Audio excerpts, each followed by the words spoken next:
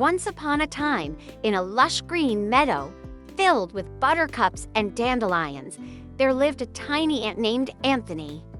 Anthony was a very busy little ant. He worked hard all day, every day, carrying crumbs and seeds back to his anthill. He looked up and saw a big, mean-looking beetle. The beetle had sharp pincers and was twice as tall as Anthony.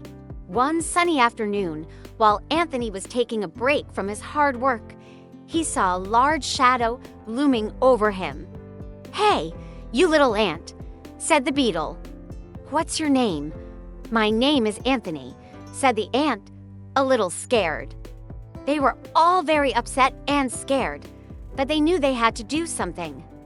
So all the ants got together and came up with a plan. "From now on, I'm going to make your life miserable." The beetle waited impatiently for them to come up with an answer, but they just kept arguing. Anthony knew that he had to do something. If he didn't, the beetle would be back, and then it would be even worse. "You and all the ants are going to do whatever I tell you to do." "Well, Anthony," said the beetle. "Well, if you want a shelter, I can help you build one," he said. "But in return, you have to do something for me." Once they arrived, the other ants were very grateful to the beetle. They all cheered and thanked him for his help. The beetle then stomped off, leaving Anthony feeling scared and confused. "Just don't make me carry anything else heavy. It has been so hot lately that my family and I have been struggling to find somewhere cool to sleep." But as the ant went away to do his bidding, the beetle noticed that the ant was carrying a small twig in his mouth. "You're supposed to be able to eat anything you want. What do you need our help for? Now that you have a new shelter," he said, "I need you to guard it while I go get some food, and I want you to go get him for me. I'm too afraid to go myself because he's bigger than me and he bites." It looked like it was far too heavy for such a tiny ant. The beetle was very happy to see the caterpillar. "Thank you, little ants," he said. He could tell that the beetle was only pretending to be friendly. "You have no idea how much I appreciate your help. What exactly do you want me to do? That's not fair. Everyone should be able to eat." He pretended to shrink down to a tiny little bug. "Oh, wow," he said. "I'm so scared. You're so big and strong. Please don't eat me." They knew that the beetle was only pretending to be afraid so that they would do his dirty work for him. They were so relieved to see that he was okay. But what could they do? They needed his help to protect their new shelter. As Anthony scurried around the meadow, he told all the other ants what the beetle had said. "You're just a big, ugly caterpillar." From then on, the ants and the caterpillar became friends. They shared food and stories. And the ants even let the caterpillar stay in their anthill during the winter. He walked over to the ant and asked, "What are you doing? Why are you carrying such a heavy twig?" "Don't worry," he said. "I won't hurt you." Do you like this kid's story? Do you know any other kids' stories? Share them with us in the comments below. We would love to hear them. And if you like this video, make sure to like and subscribe so you never miss out on any of our fun kids' stories. Please help me, he said. "I don't want to die."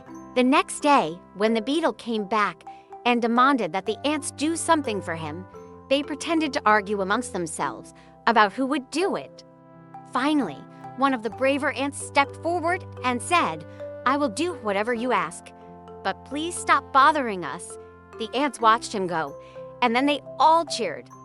They looked under blades of grass and behind flowers, but they couldn't find him anywhere. The beetle was left alone and very angry. He tried to get the ants to come back out, but they wouldn't. The beetle was very pleased with himself. He thought that he had finally gotten his way. "Why should I do that?" he said. "If you don't come with me, he's gonna get you." "Who's the beetle?" So the beetle did what any reasonable insect would do. "I'm on my way to build a shelter for the winter," said the ant. The beetle felt a pang of sympathy for the ant, but quickly shook it off. "Anything," said the ant. "HMM," he said. "Well, I guess I could go for a walk." "Sure, why not?"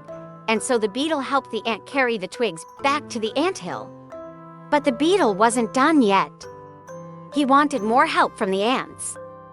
"But you're a beetle," said one of the ants. "Well, you see," said the beetle, "there's a big juicy caterpillar living in the grass over there." The ants looked at each other. "All right," said one of the ants, "we'll go get the caterpillar for you." And so the ants marched over to the grass and began searching for the juicy caterpillar. Finally, one of the ants found the caterpillar.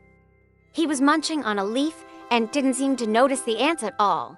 "Excuse me," said the ant, "but the beetle wants you to come with us." The caterpillar stopped eating and looked at the ant. "He's pretty scary," said the ant. The caterpillar thought about this for a moment, and so the caterpillar followed the ants back to the beetle. But the caterpillar wasn't fooled by the beetle's nice words. "So," said the caterpillar. "Well," said the beetle, "I want you to come with me and scare all the other bugs away so that I can have all the food to myself."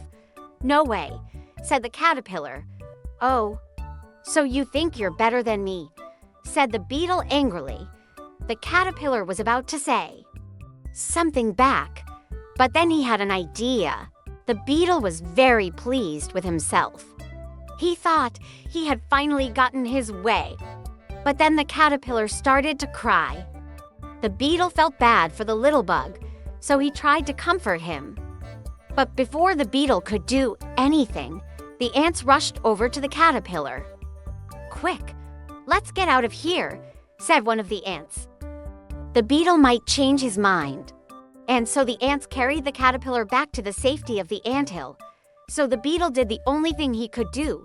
He turned around and walked away. They had tricked the beetle and saved the caterpillar. And that's the end of the kids' story about the ant and the grasshopper.